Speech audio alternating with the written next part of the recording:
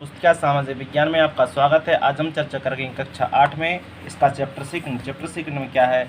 अध्याय सेकंड है व्यापार से साम्राज्य तक कंपनी की सत्ता स्थापित होती है। तो इसका क्वेश्चन क्या है, ईस्ट इंडिया कंपनी के शुरुआती व्यापारियों को किस नाम से जाना जाता था। तो इसका आंसर हो जाएगा फैक्टर के नाम से जाना जाता था। किस नाम से जाना जाता था? फैक्टर। आगे देखते हैं क्वेश्चन नंबर सेकंड में फरमान शब्द का अर्थ क्या है। फरमान शब्द का अर्थ है शाही आदेश। क्या हो जाएगा? शाही आदेश हो जाएगा, option number first. Question number third में क्या है, मालाबार तट किन वस्तुओं के व्यापार के लिए प्रसिद्ध था। तो जो मालाबार तट है वो था काली मिर्च और इलायची के लिए। तो क्या लिखा है? काली मिर्च और इलायची। इसका ऑप्शन नंबर बी हो जाएगा आंसर। ठीक। क्वेश्चन नंबर फोर में क्या है, प्रारंभिक ब्रिटिश शासन काल में प्रशासनिक इकाइयों को किस नाम से जाना जाता था। प्रेसिडेंसी के नाम से जानते थे। किस नाम से जानते थे? प्रेसिडेंसी। इसका आंसर हो जाएगा प्रेसिडेंसी। क्वेश्चन नंबर फाइव में क्या लिखा है, कुशासन के आधार पर किसी राज्य को ब्रिटिश साम्राज्य में मिला लिया गया था। तो वह था कौन था? अवध था। अवध का नवाब वाजिद अली शाह था। उसने क्या किया था, यानी उस पर लगा दिया था अंग्रेजों ने कि भाई आप कुशासन का प्रयोग कर रहे हैं, मतलब आप में जनता सुखी नहीं है आपके शासन में, इसलिए उसको अवध को क्या कर लिया था? एक्युपाइड कर लिया था।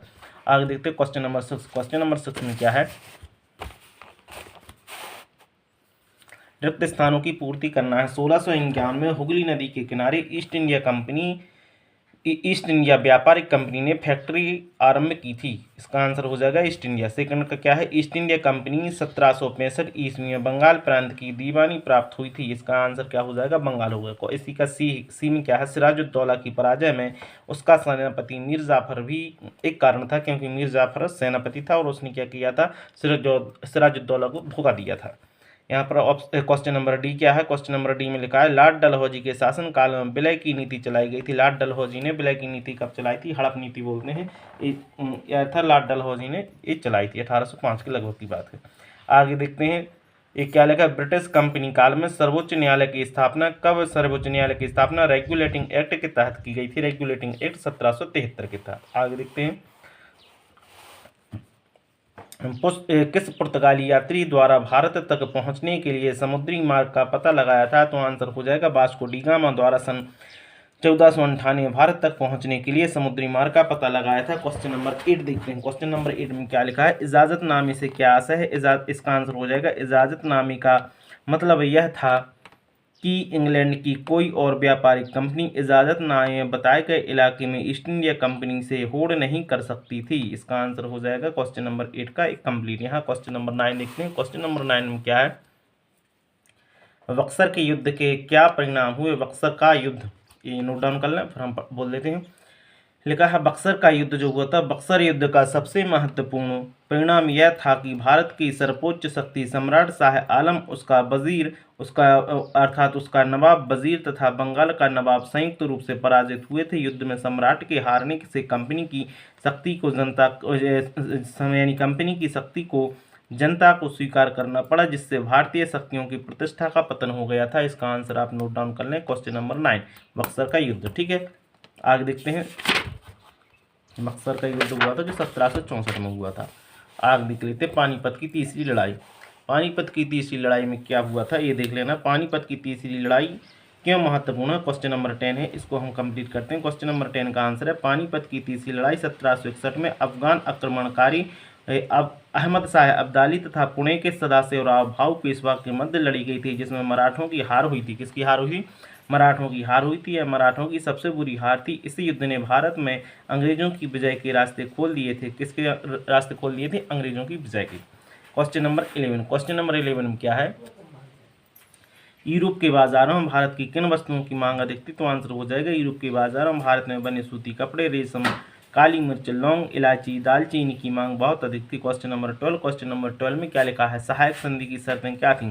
तो इसका आंसर आप नोट डाउन करेंगे। सहायक संधि थी जो भारतीय शासकों को अपनी स्वतंत्र सेना रखने की इजाजत नहीं होगी। देशी रियासतें कंपनी की अनुमति के बिना किसी अन्य राज्य से युद्ध संधि तथा मैत्री नहीं कर सकेगा। और इसका तीसरा क्या हो, देशी रियासतें अपने दरबार में एक अंग्रेज रेजिमेंट रखेंगे। रेजिमेंट के परामर्श के अनुसार ही रियासत का शासन प्रबंध करेगी।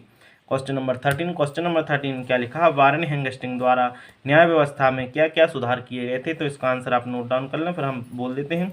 सन 1772 में वारेन हेस्टिंग्स द्वारा नई न्याय व्यवस्था स्थापित की गई तथा इस व्यवस्था में प्रावधान किया गया कि हर जिले में 2 अदालतें होंगी, एक तो फौजदारी अदालत होगी, दूसरी होगी दीवानी।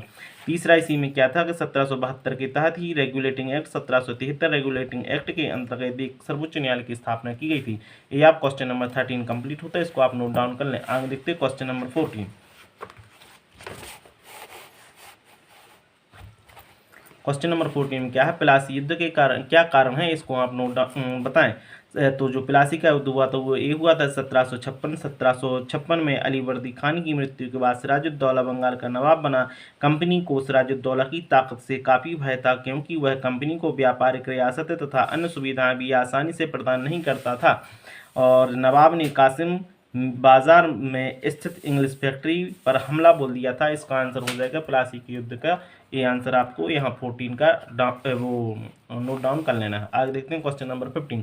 क्वेश्चन नंबर 15 में क्या है कि स्थानीय शासकों और कंपनी के बीच टकराव के कारण क्या थे, तो इसका आंसर हो जाएगा स्थानीय शासकों तथा कंपनी के बीच संघर्ष, विस्तारवादी नीतियों, स्थानीय क्षेत्रों पर अतिक्रमण, भारी कर लगाने, स्थानीय मामलों में हस्तक्षेप, प्रतिरोध का हिंसक दमन तथा सांस्कृतिक संस्कृतियों के टकराव जैसे विभिन्न कारण थे। क्वेश्चन नंबर 16 में क्या है, यूरोपीय व्यापारिक कंपनियों में प्रतिस्पर्धा के कारण क्या थे, तो आंसर हो जाएगा सभी व्यापारिक कंपनियां एक जैसी ही वस्तुएं खरीदना चाहती थीं तथा सभी व्यापारिक कंपनियां अधिक मुनाफा अर्जित करना चाहती थीं। बाजारों पर कब्जे की होड़ में व्यापारिक कंपनियों के बीच लड़ाई शुरू हो गई थी। क्वेश्चन नंबर 16 होता है यहाँ पर कंप्लीट। क्वेश्चन नंबर 17 देखते हैं। क्वेश्चन नंबर 17 में क्या है, क्वेश्चन नंबर 17 ये रहा। तो क्वेश्चन नंबर 17 में लॉर्ड हेस्टिंग ने राज्य विस्तार के लिए कौन सी नीति अपनाई थी, तो आंसर हो जाएगा लॉर्ड हेस्टिंग ने राज्य विस्तार की नीति के लिए सर्वोच्चता की नीति अपनाई थी, जिसका मुख्य उद्देश्य भारत में सभी देशी शासकों पर ब्रिटिश वर्चस्व स्थापित करना था।